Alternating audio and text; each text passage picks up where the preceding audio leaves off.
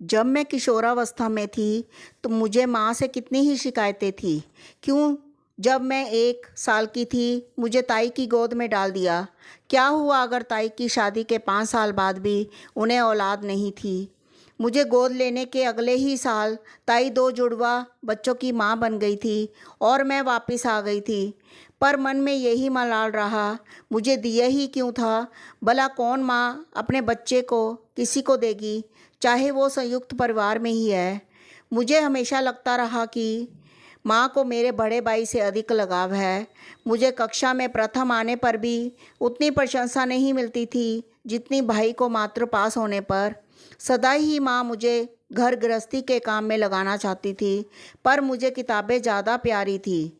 ना जाने कितनी ही ऐसी हज़ारों शिकायतें लिए मैं पिया के घर आ गई। अपने बच्चों में कभी भेदभाव नहीं करूँगी, ऐसा सदैव मन में सोचा करती थी।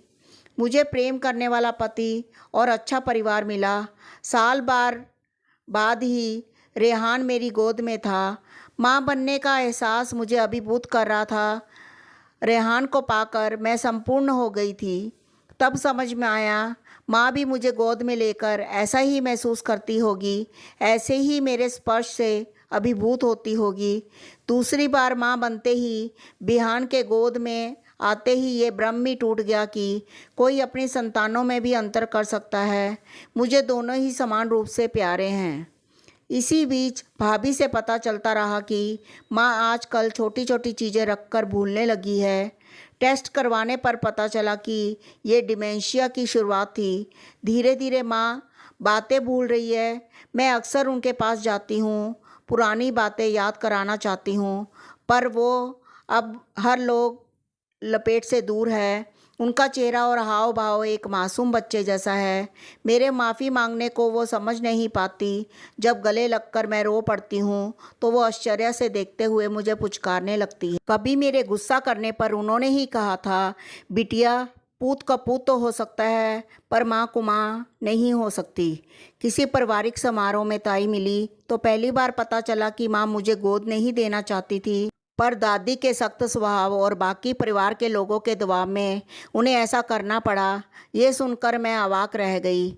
माँ के ज़बरदस्ती के अनुशासन ने हमें जीना सिखा दिया। संयुक्त परिवार के कारण, अतिरिक्त लाड़ के कारण मैं सदा ही विशिष्ट व्यवहार चाहती थी। माँ के संयमित पालन पोषण ने मेरी अल्लड़ उड़ान पर काबू रखा। मेरे चिड़चिड़ेपन का जवाब उन्होंने मुस्कुराकर और धैर्य से दिया। मेरी अल्लड़ताओं को नज़रअंदाज करती रही। मन में बस पछतावा है, काश मैं उन्हें समय रहते समझ पाती। अपनी नादानी और जिद के कारण माँ के साथ के स्वर्णिम पल यूं ही ना गवाती। समझ आ गया है माँ जैसा कोई नहीं। वह सदा हमारे साथ नहीं रहने वाली। जब तक उनका साया सिर पर है उन्हें समझो और अपने भाग्य को सराहो। माँ तुम धरा हो, क्षमाशील हो, ईश्वर पास नहीं है, तुम उसी का रूप हो।